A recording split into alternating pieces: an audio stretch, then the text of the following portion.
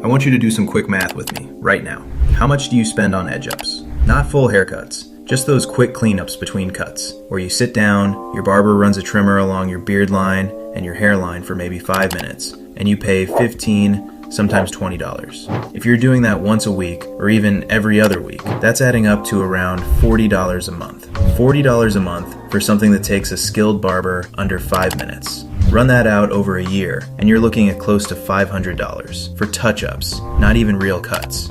I want to be clear about something before we go any further. This video is not about replacing your barber. Your barber is skilled, your real cuts and fades are worth paying for, and nothing in this video changes that. What this video is about is the gap between cuts. Those few days where your beard line and hairline start growing out, and instead of letting it look unkempt or booking another appointment just for a touch-up, you handle it yourself. By the end of this video, you're going to have the exact tools and technique to keep your edges sharp every single day, not just the day after a cut. And that $40 a month stays in your pocket. The tools.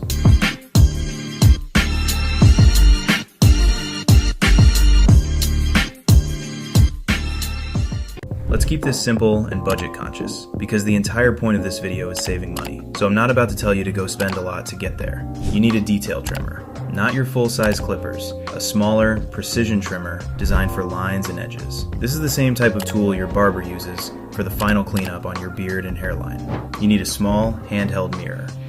This one's underrated. Your bathroom mirror only shows you a front-facing view, but your barber is working from the side and at angles you can't see in a flat mirror. A handheld mirror lets you check your work from the angles that actually matter. And optionally, a small edge brush for cleaning up loose hairs after you're done.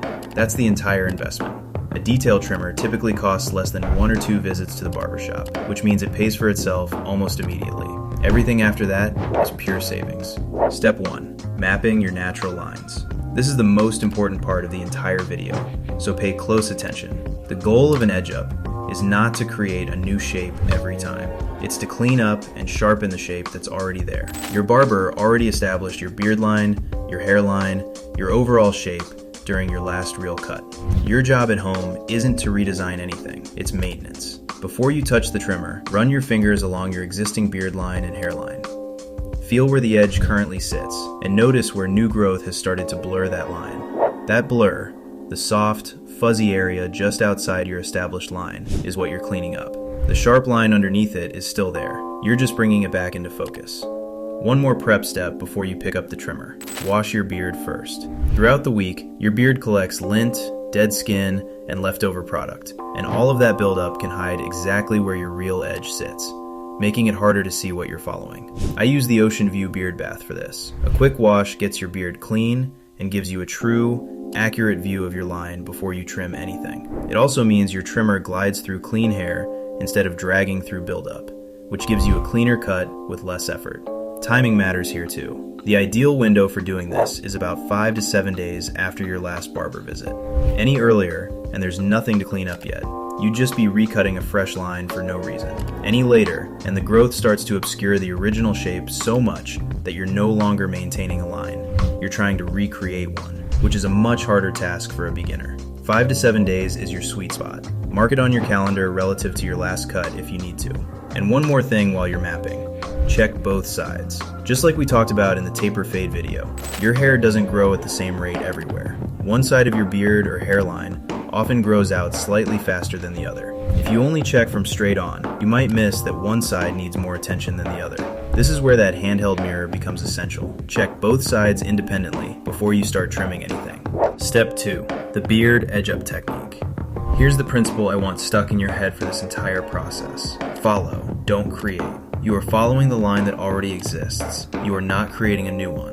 Starting with your cheek line, the boundary where your beard transitions into your cheek, use your detail trimmer and lightly run it along that existing line, removing just the new growth that's extended past it. Light pressure, slow movement, short strokes. You're not pressing hard or rushing through, you're tracing. Now the jawline, where your beard meets your neck. This connects directly to the cheek line and should flow into it smoothly, following the same natural curve your barber established. And now, the neckline.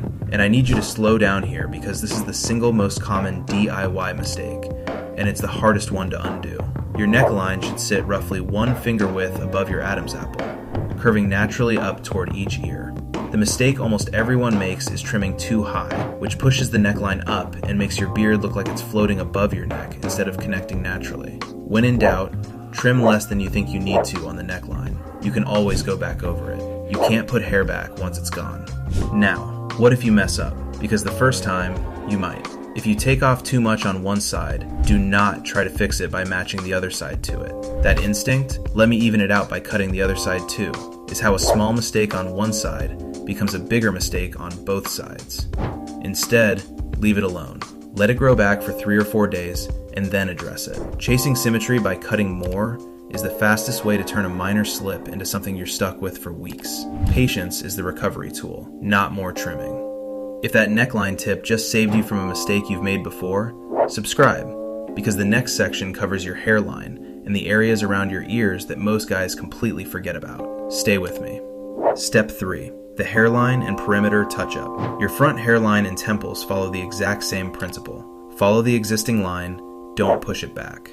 New growth along your temples and front hairline blurs the edge slightly after a week, and your job is just to bring that edge back into focus, not move it. This is lower risk than the beard because hair grows back faster up here, but precision still matters, especially at the temples where even slight unevenness is very visible from the side. But your hairline isn't the only part of your head that grows out between cuts. 2 areas most guys completely ignore: behind your ears and your back neckline. Behind the ears, hair grows out and starts to look messy against your fade or taper much faster than people expect, because it's an area your barber pays close attention to, but you almost never check yourself. Use your handheld mirror here. This is impossible to see in a flat mirror. And your back neckline, the line at the base of your skull, grows out and starts to look fuzzy within days, even when the rest of your cut still looks fresh. A quick pass along this line, following the shape your barber already created, keeps the back of your head looking as clean as the front. Between these areas and your front hairline, you're now covering the full perimeter, not just the front, the entire outline of your cut. Common mistakes. A few things separate a clean self-trim from one that looks obviously DIY. First, going too fast and not checking from multiple angles. Your barber walks around your head and checks from the front, sides, and back before they're done. You need to do the same with your handheld mirror. Second, too much pressure. Pressing the trimmer hard into your skin doesn't create a sharper line. It just increases your risk of nicking yourself and creates irritation along sensitive skin. The same pressure issue we talked about in the barber mistakes video applies here too. Light pressure, multiple light passes if needed, rather than one hard pass.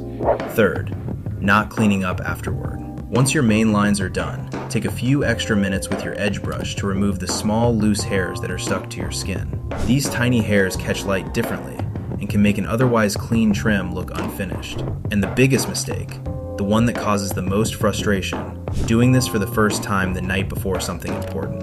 Your first attempt is a learning experience. Give yourself a buffer day. If something needs adjusting, you want time to fix it, not show up to an event with a trim you did under pressure an hour before walking out the door. One more thing. After you're done, the skin along your beard line and hairline is freshly exposed and can feel a little sensitive, especially around the neckline and temples. A small amount of a lightweight oil applied right after your trim soothes that. Subscribe if you haven't. I put out real content every week for barbers and for the people sitting in their chairs. I'll catch you in the next one.